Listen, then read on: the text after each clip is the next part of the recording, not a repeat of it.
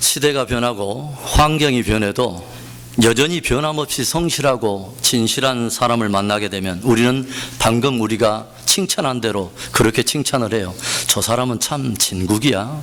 저 사람은 참 진국이야. 건더기만 흥건하게 돌아다닌 그 국물이 아니라 오래도록 우려내서 그 밑바닥에 내려가면 내려갈수록 더 진한 맛이 우러나는 그러한 사람, 진한 맛이 나는 국물이 또는 진국입니다. 시간이 지날수록 겪어볼수록 더욱 귀한 맛이 나고 그 사람의 삶에 배어있는 깊은 향기가 다른 이의 마음속에 오래도록 남는 그런 사람을 우리가 진국 같은 사람이라고 말을 하죠. 이런 사람을 만나보는 것 자체가 우리에게는 행복이 되고 이런 사람의 삶을 바라보는 것 자체가 우리에게는 잔잔한 감동과 기쁨이 됩니다. 출애굽 1세대들은 가나안 땅에 대한 축복의 약속을 가졌음에도 불구하고 하나님께 대한 끊임없는 불순종과 우상 숭배로 말미암아 광야에서 40년 동안을 방황하다가 광야에서 결국 다 진멸되고 말았습니다. 그러나 광야에서 일어난 새로운 세대는 새로운 지도자 여호수아와 함께 요단을 건너서 가나안 족속과의 모든 정복 전쟁을 승리로 치러냄으로 인하여 마침내 하나님께서 그들에게 주시마 약속한 그 땅을 당당하게 차지하는 축복의 주인공들이 되었습니다. 그런데 오늘 본문 14장은 바로 이 모든 전쟁들을 승리로 이끌어낸 이 여호수아와 이스라엘 백성들이 요단강 서편에 있는 모든 지역을 이제는 제비를 뽑아서 지파별로 기업을 얻으려고 함께 모여있는 바로 여호수아와 온 이스라엘 백성 앞에 한 노인이 서 있는 것에 우리의 초점을 맞추고 있습니다. 마치 그 백발이 그동안 그가 살아왔던 격정의 세월을 그 안에 담고 있듯이 그 격정의 세월을 우리에게 보여주듯이 바로 이스라엘 앞에 서 있는 한 노인의 모습을 우리에게 보여주는데 그가 누구냐면 바로 갈렙입니다. 홍해를 건너 출애굽한 이후에 광야에서 숱한 시간들을 여호수아와 함께 모세의 오른팔과 왼팔 역할을 감당하면서 지도자에게 충성을 다하고 온 이스라엘 백성들을 섬겼던 충성된 종 갈렙, 그리고 가데스 바네아에서 12 정탐꾼으로 선발되어서 가나안 땅을 정탐 후에 부정적인 보고로 출애굽 1세대와 함께 다 광야에서 진멸해버린 남은 10명의 정탐꾼과는 달리 하나님께서 주시기로 약속한 그 약속의 땅을 향하여 하나님께서 주신 약속의 비전의 그 눈을 가지고 이제 2세대와 함께 피나는 가나안 정복 전쟁을 치르고 마침내 그 땅을 차지하고 있는 백전노장 갈렙, 바로 우리에게 보여주는 것이죠. 이제 45년이라고 하는 긴 세월이 지나서 나이 85세가 된 이 노장 갈렙이 오늘 여호수아와 온 이스라엘 백성들 앞에 서 있는 것입니다. 저는 개인적으로는 이 갈렙을 소개하기를 참 좋아하고 갈렙에 대한 설교하기를 참 즐거워합니다. 그리고 성경에 나오는 2930명의 수많은 성경 비블리컬 캐릭터 중에 성경 인물 가운데 바로 이 단어로 저는 꼭 이 사람을 소개하고 싶습니다. 바로 에버그린이라고 하는 단어, 늘 푸른 한결같은 이 단어를 꼭 이 사람에게 저는 사용하고 싶습니다. 늘 푸른 사람 갈렙, 한결같은 하나님의 사람 갈렙, 그리고 세월이 지나갈수록 우리가 그를 묵상하면 묵상할수록 더 진한 신앙의 향기가 우리의 가슴속에 오래도록 남는 한결같은 믿음의 사람 갈렙 말입니다. 사랑하는 성도 여러분, 애굽도 지나고 이제는 광야도 지나고 이제 요단을 건너서 약속의 땅 가나안 땅을 당당하게 받고 있는 이 갈렙처럼 시대는 변하고 상황은 변하고 세상은 변하고 환경은 변해도 에버그린 페이스, 늘 푸른 믿음으로 주를 섬기는 저와 여러분 되기를 주님의 이름으로 축원합니다. 갈렙은 어떤 사람이었습니까? 첫째로 갈렙은 섬김의 사람이었습니다. 그의 85평생을 되돌아보면 늘 갈렙의 손에는 일꾼의 그 연장과 한 손에는 군사의 무기가 그의 손을 떠나지 않은 것을 우리는 쉽게 짐작해 볼 수가 있습니다. 애굽에서 보낸 38년 동안 이스라엘 백성들과 그가 한 일은 무엇이냐면 볏짚으로 벽돌을 구워내며 역청을 나르는 그런 잔뼈가 굵어있는 그 일선을 우리가 보게 됩니다. 40년 동안 흙먼지 나는 그 광야길에서 그의 지도자 모세의 수족이 되어서 여호수아와 함께 그를 섬기고 200만이 넘는 엄청난 하나님의 백성들을 살피며 돌보았던 섬김에 우리는 갈렙을 우리는 연상해 볼 수가 있습니다. 그런가 하면 그는 광야에서 그들을 급습하는 아말렉과의 그 접전을 앞두고 선봉에 서서 그 대적들을 제압하는 놀라운 그 군장의 모습을 우리에게 또한 보여줍니다.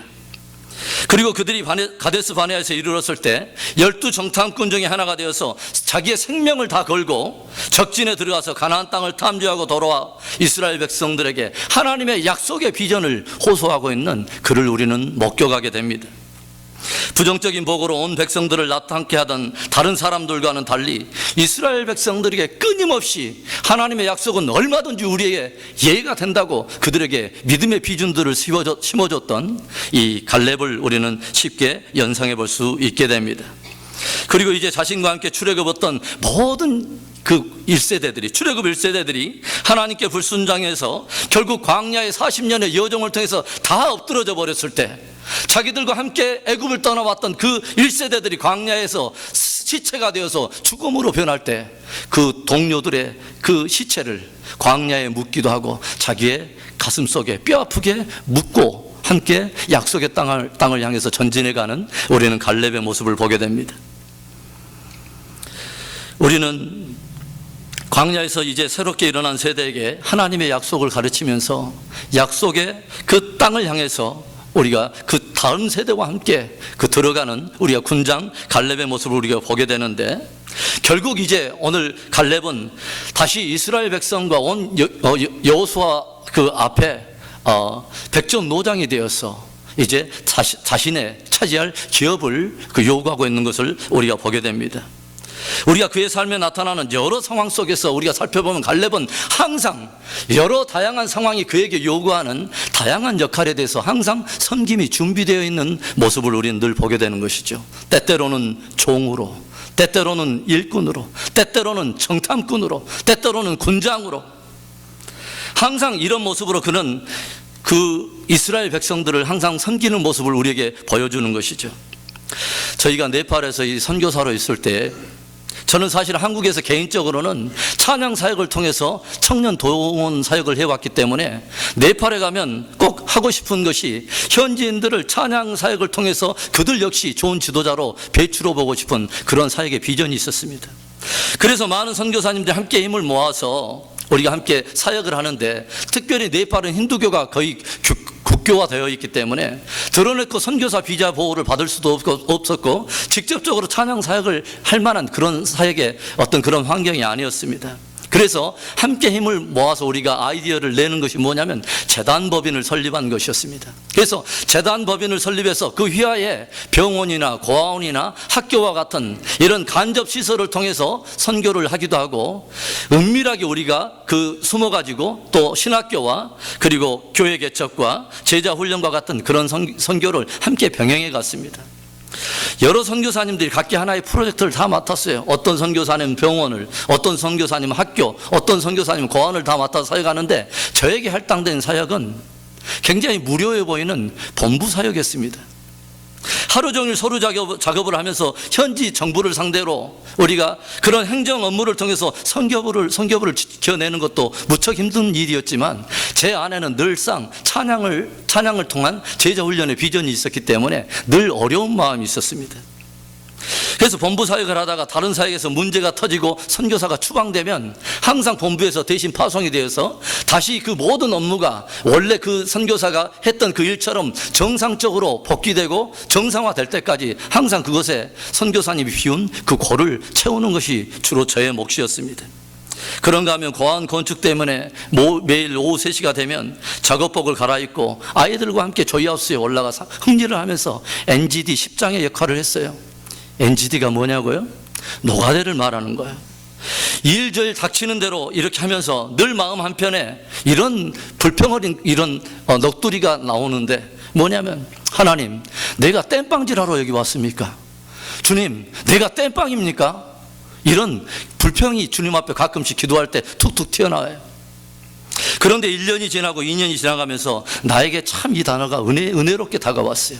땜빵 선교사, 땜빵 선교사. 선교지는 나의 달란트나 은사를 따라서 나는 이것만 하겠다고, 나는 내 은사가 이것이니까 이것만 하겠다고 그렇게 고집할 수 있는 사치스러운 고민을 할 수 있을 만한 그런 것이 아니었습니다. 늘 매일매일 어떤 위기적인 그 돌발 상황들이 늘 우리를 엄습할 때에 우리는 어쩔 줄 모르고 우리는 당황해 하곤 했습니다. 그래서 쉽지는 않았지만, 결코 쉽지는 않았지만 닥치는 대로 일을 배우고 본부 사역, 고아원 사역, 여기저기 학교에 고린한 부분을 뛰어다니면서 닥치는 대로 했어요. 그러면서 참 배운 게 많아요. 찬양 사역만 고집했더라면 배우지 못했을.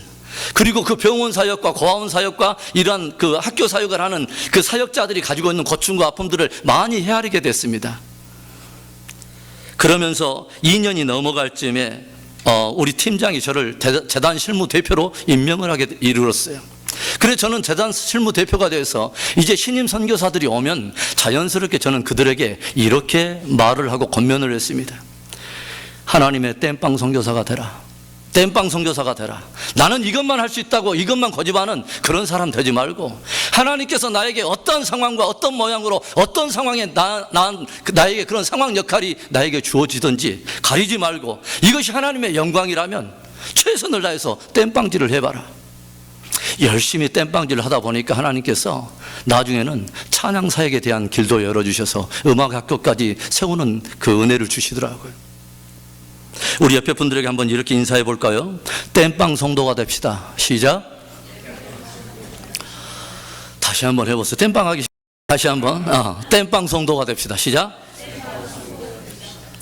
갈렙은 어떤 상황이 그에게 요구되든지 간에 그 상황 속에서 나를 향해서 하나님께서 기대하는 모든 섬김의 역할에 항상 준비되어 있었고 항상 민감하게 반응하는 섬김의 사람이었던 것을 우리가 배우게 되는 것이죠.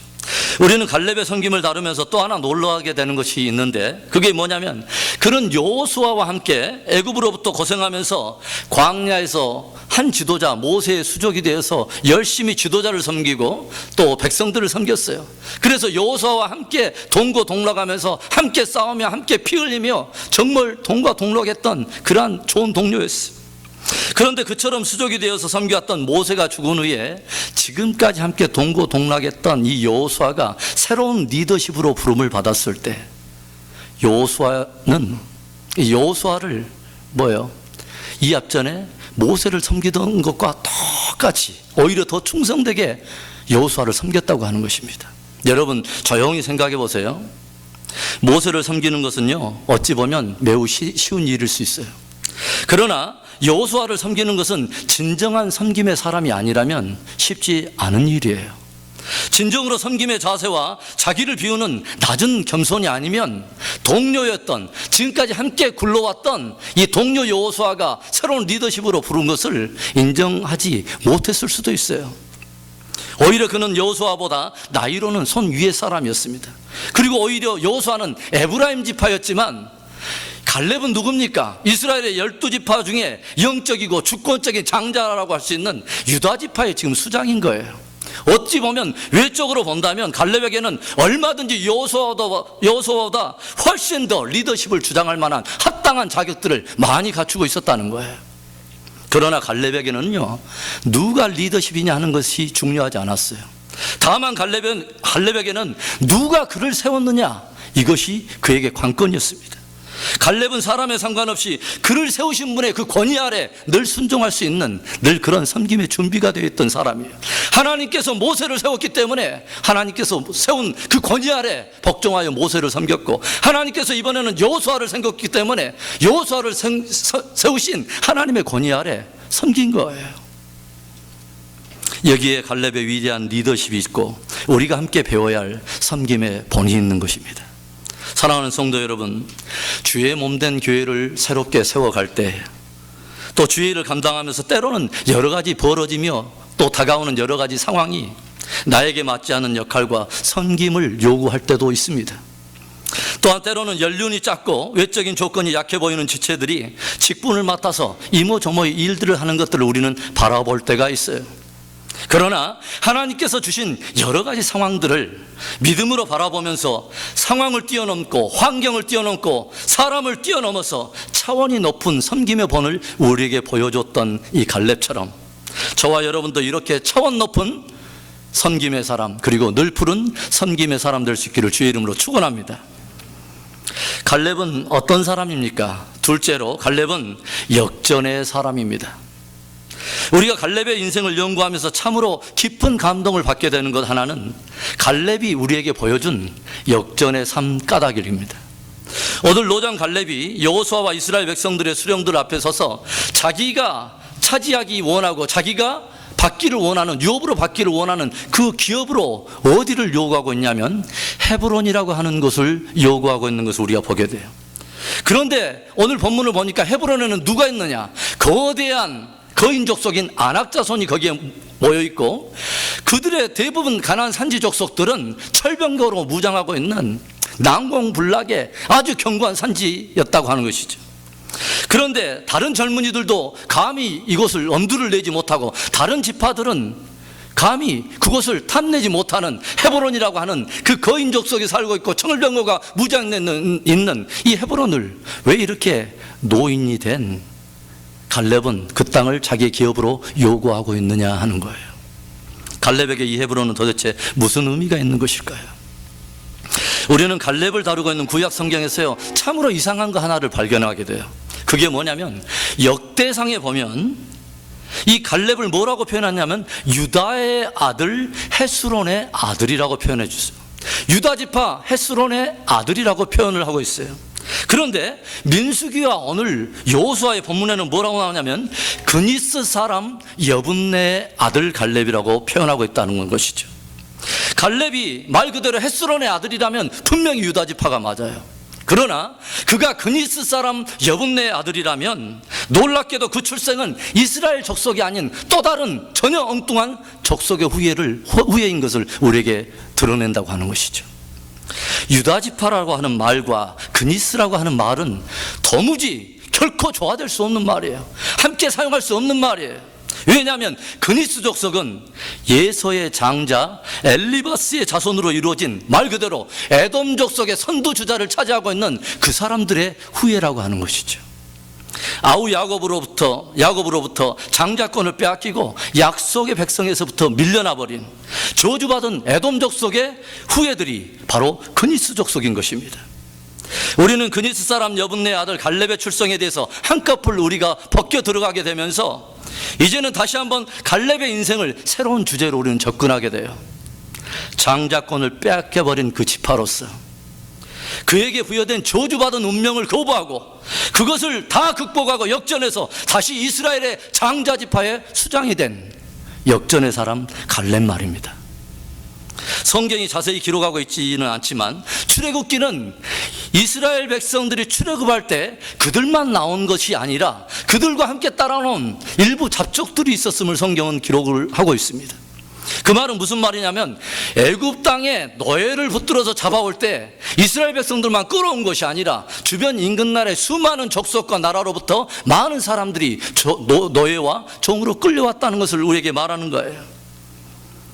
에돔의 후예였던 갈렙은 애굽에 끌려와서 종살이하면서 어떠한 연유에선지는 모르지만 어느 한 시점으로부터 자연스럽게 유다 지파에 합류된 것을 편집된 것임을 성경학자들이 이것을 유추해서 해석해 내고 있습니다.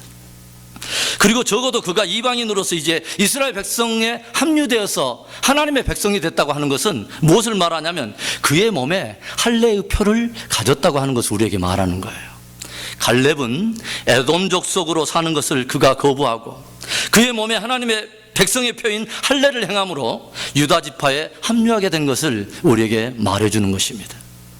여러분, 갈렙이라고 하는 이름의 뜻이 뭔지 아세요? 갈렙의 이름의 뜻은 개라고 하는 의미를 가지고 있습니다. 왜 이런 이름이 붙여졌는지 우리는 알 수 없지만 개는 원래 유대인들이 이방인들을 폄하해서 그들을 조롱하며 참소하며 부를 때 사용했던 그런 지칭이 바로 개였습니다. 유대인들의 입장에서 바라보는 이방인들은 도대체 어떤 존재들입니까? 성경은 이방인들을 어떻게 평가하고 있습니까? 바울은 그들에 대해서 이렇게 기록을 하고 있습니다. 에베소서 2장 11절과 12절의 말씀입니다. 그러므로 생각하라. 너희는 그때 육체로 이방인이요 손으로 육체에 행한 할례당이라 칭하는 자들에게 무할례당이라 칭함을 받는 자들이라. 그때 너희는 그리스도 밖에 있었고 이스라엘 나라 밖의 사람이라. 약속의 언약들에 대하여 외인이요 세상에서 소망도 없고 하나님도 없는 자이더니. 갈렙의 운명이 그러했습니다. 무할례당이었습니다. 이스라엘 나라 밖의 사람이었어요. 그래서 하나님께서 주시기로 한 약속의 기업에 대해서는 외인이요 어떤 한 평의 분깃도 상관없는 그 기업과 약속에 대해서는 아무런 분깃이 없는, 상관이 없는, 하나님도 없고 소망이 없는 자, 여기서 한 발 더 나아가 본질상 하나님의 진노가 서려 있는 에돔족 속의 후예였다는 것이죠.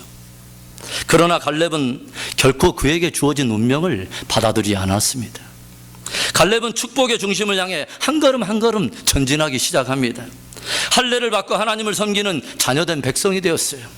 그리고 잃어버린 장자권으로 말미암아 겨우 우리가 한다는 것이 자녀의 떡상에서 떨어지는 부스러기를 먹어야 되는 개와 같은 인생으로 살아가는 이방인으로서의 모든 정체성을 다 거부해내고 당당한 자녀의 반열에서 하나님께서 베풀어 주시는, 친히 베풀어 주시는 하늘 양식을 먹고 당당한 자녀와 함께 그 분깃을 누리는 자녀의 자리로 점점 도전해가는 것을 우리가 보게 돼요.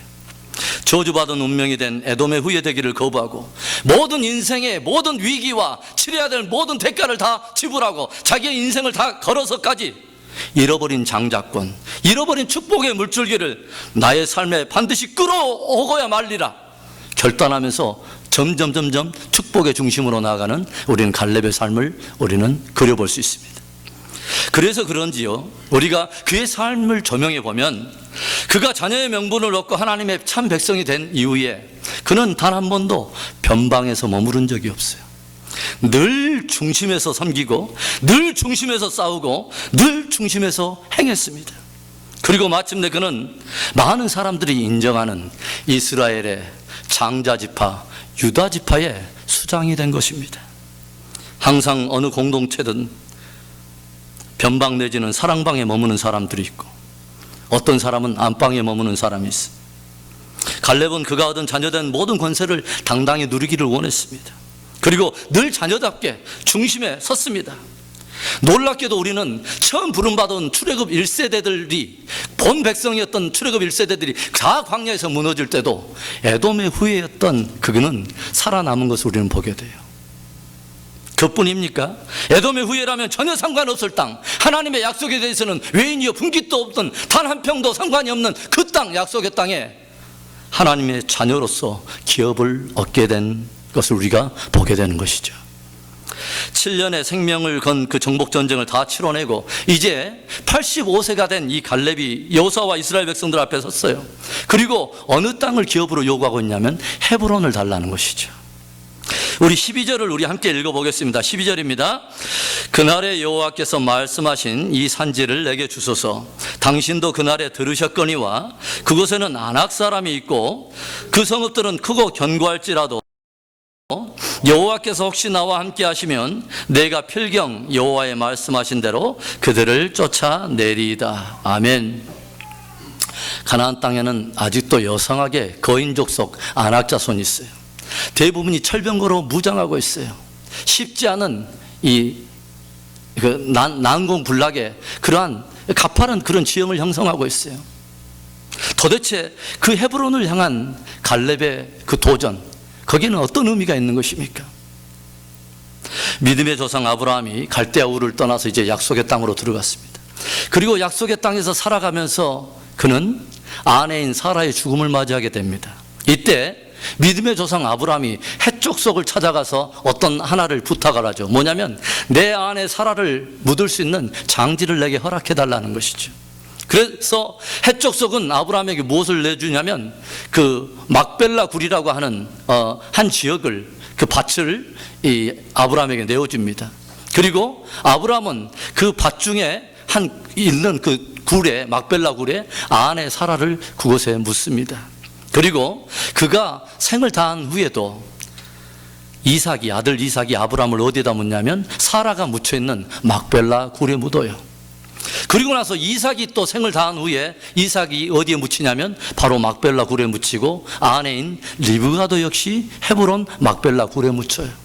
그리고 또 그 아들인 야곱이 죽어 막벨라 굴에 묻히고 야곱의 첫째 아내였던 레아가 그곳에 함께 묻힙니다. 무엇을 말하는 것이에요? 헤브론은 단순한 무덤이 아니에요. 믿음의 조상이요 하나님의 백성 이스라엘의 뿌리여 근원인 아브라함과 이삭과 야곱이 묻혀 있는 것이에요. 할례를 행해서 이제는 하나님의 백성이 된 이 갈렙이 이제는 또 최선을 다하여 그들을 섬기는 가운데 유다 지파의 수장이 된 이 에돔 사람 갈렙이 거기에서 머무르지 않고 이제는 아브라함과 이삭과 야곱 믿음의 족장들, 믿음의 정통성의 그 한 중심이라고 말할 수 있는 헤브론을 달라는 거예요. 무엇을 말하는 거예요? 아브라함과 이삭과 야곱으로 흘러들어오는 하나님께로부터 오는 축복의 물줄기를 내 삶으로 끌어들일 뿐만 아니라 그곳에 내 자신의 뼈를 묻겠다는 것입니다. 사랑하는 성도 여러분, 이 정도 되면 우리는 갈렙을 과연 역전의 사람이라고 우리는 부를 수 있지 않겠어요? 그에게 주어진 운명을 거부하고 이제는 저주가 아닌 축복의 한 중심을 향해서 한 걸음 한 걸음 도전하더니 마침내 믿음의 정통성의 한 중심에 뿌리가 있는 아브라함과 이삭과 야곱이 묻혀있는 바로 그곳에 자신의 마지막 유해를 붓기를 원했던 하나님을 향한 간절한 그 사모함이 있었던 그 놀라운 사람, 그 갈렙 말이죠. 환경과 상황은 끊임없이 갈렙에게 말해요. 너는 안 된다고, 너는 에돔 사람이라고, 너는 안 된다고, 끊임없이 너는 안 돼, 너는 할 수 없어, 노야, 안 돼. 그러나 갈렙은 우리에게 끊임없이 보여줘요. 그것을 운명으로 받아들이질 않아요. 그리스도 예수 안에서 하나님의 약속은 얼마든지 우리에게 예스 예가 된다고 그것을 친히 삶으로 보여준 사람이, 증거한 사람이 바로 갈렙인 것이죠. 저와 여러분도 갈렙처럼 모든 역경을 뛰어넘고 또 어려움을 이겨내서 축복의 한 중심에 영광스럽게 쓰임받는 역전의 사람 되기를 주의 이름으로 축원합니다. 갈렙은 어떤 사람입니까? 마지막 세 번째로 갈렙은 비전의 사람이었습니다. 늘 푸른 비전의 사람이었습니다. 비전은요, 야망과는 다른 거예요. 야망은 지극히 개인적인 욕구를 이루는 것이라면 비전은 하나님께로부터 주어지는 하나의 꿈인 거예요. 비전은 곧 하나님의 말씀과 약속에서부터 주어지는 소중한 꿈이에요. 오늘 갈렙의 말을 잘 들어보세요. 갈렙은 45년 전에 어떤 한 날을 굉장히 강조하면서 지금 여호수아에게 자기 기업을 요구하고 있는 모습을 우리가 보게 됩니다. 9절 말씀입니다. 그 날에 모세가 맹세하여 가로되 내가 나의 하나님 여호와를 온전히 쫓았은즉 내 발로 밟는 땅은 영영이 너와 내 자손의 기업이 되리라 하였나이다. 12절도 읽습니다. 그날에 여호와께서 말씀하신 이 산지를 내게 주소서. 당신도 그날에 들으셨거니와 그곳에는 아낙 사람이 있고 그 성읍들은 크고 견고할지라도 여호와께서 혹시 나와 함께 하시면 내가 필경 여호와의 말씀하신 대로 그들을 쫓아내리라. 오늘 갈렙의 말을 잘 들어보면 갈렙은 45년이라고 하는 긴 세월 동안 한 번도 이 비전을 놓지 않았다는 것을 알 수 있어요. 아니, 어떻게 보면 이 비전이 갈렙으로 하여금 모든 역경과 어려움을 이겨내도록 그를 견고하게 중심을 붙들어줬다는 것을 우리는 알 수 있어요. 갈렙에게는 변하지 않는 비전이 있었습니다. 그날에 여호와께서 말씀하신 그 산지 말이죠. 환경이 변하고 세대가 변해도 결코 그 누구도 흔들 수 없는 놀라운 비전이 있었어요. 그리고 그 비전의 사람 갈렙에게는 변하지 않는 패션, 열정이 있었습니다. 오늘 갈렙이 무엇을 말합니까? 11절입니다. 모세가 나를 보내던 날과 같이 오늘날 오히려 강건하니 나의 힘이 그때나 이제나 일반이라 싸움에나 출입에 감당할 수 있사온즉, 이렇게 고백하고 있어요. 비전을 향한 열정과 힘이 그때나 이제나 일반이랍니다. 저는 이 표현이 참 부러워요. 이 영성이 참 부러워요. 주를 향해서 가지고 있는 그 비전이, 그리고 그 비전을 향한 열정이, 그리고 그 열정으로 말미암아 반드시 하나님께서 이루어내 주시리라 하는 주님을 바라보는 그 믿음이 그때나 지금이나 일반이라. 얼마나 놀랍고도 부러운 표현입니까? 8절에도 보니까 45년 전에도 여호와를 온전히 쫓았다고 기록하고 있고 14절부터 16절의 말씀을 보니까 45년이 지난 지금도 여호와를 온전히 쫓았으므로 마침내 갈렙은 약속된 기업을 차지하였다고 기록하고 있습니다. 비전의 사람은 뜨거운 열정을 가지고 있어요. 그리고 그 열정은 하나님을 향한 믿음으로 말미암아 비롯된 것입니다. 저와 여러분에게 이 갈렙과 같은 그날의 여호와께서 우리에게 주시기로 약속한 그 산지가 저와 여러분에게 있습니까? 하나님께서 저와 여러분을 통해서 이루기를 원해서 우리에게 주셨던 비전을 여러분 붙들고 계십니까? 그리고 그 비전이 있다면 그 비전을 향한 저와 여러분의 갈망과 기대는 그때나 지금이나 일반입니까? 오늘 이 아침에 그 비전과 그 열정, 그 믿음의 회복이 저희들 안에 불릴듯 일어나는 은혜가 있기를 주의 이름으로 축원합니다. 사랑하는 성도 여러분, 시대가 변하고 환경이 변해도 여전히 성실하고 진실한 사람들이 있습니다. 시간이 지날수록 겪어볼수록 더 귀한 맛이 나고 그의 생에 배어있는 잔잔한 향기가 많은 사람들의 가슴에 오래도록 남는 사람이 있어요. 갈렙은 늘 푸른 섬김의 사람이었습니다. 매일 삶의 현장이 나에게 요구하는 섬김에 늘 민감하게 준비되어 있는 사람. 그리고 모세만이 아니라 동료인 여호수아의 리더십에도 하나님의 권위를 따라 섬길 줄 아는 사람이었습니다. 갈렙은 역전의 사람이었습니다.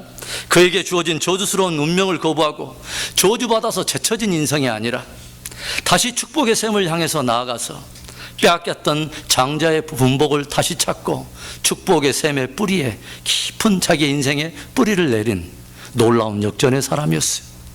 그런가 하면 갈렙은 늘 푸른 비전의 사람이었습니다. 그날의 비전과 오늘의 비전이 한결같고 그날의 열정과 오늘의 열정이 한결같고 그날의 주를 향한 믿음과 오늘 주를 향한 믿음이 여전히 한결같은 에버그린 페이스, 늘 푸른 믿음의 사람이었습니다.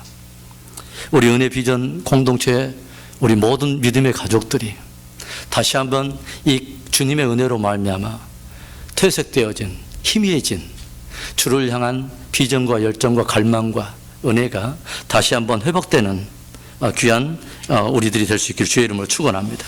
기도하겠습니다.